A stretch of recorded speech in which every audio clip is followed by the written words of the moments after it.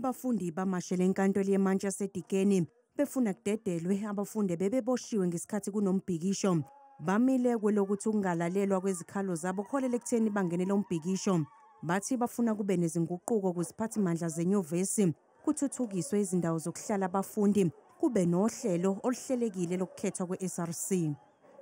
Really size apha for ukufunda. So no one is proud that ilentuka izifundo missing. But umbuzo umile that we should then ask. Ku right na umntana aphume kwi-res emdaka, kwi-res engena first year. Asiphume kwi-res apho ngekho study table, ngekho study chair, kungekho study lamp. Ku right na abantwana mabaqhubeke besweleka because there is no security. Ku right na abantwana mabacommit suicide because there is no psychosocial support. Ku right na abantwana bangakwazi move from one campus to the next because transport department is dead. Abafundi bakhala nangokucindezelwa nokusatshiswa kwalabo abasuke bekhuluma ngezinkinga ezibhekene nenyuvesi. They've tampered with every voice. IF is being tampered with. Unions are being tampered with. All people who seem to be speaking, they are victimized.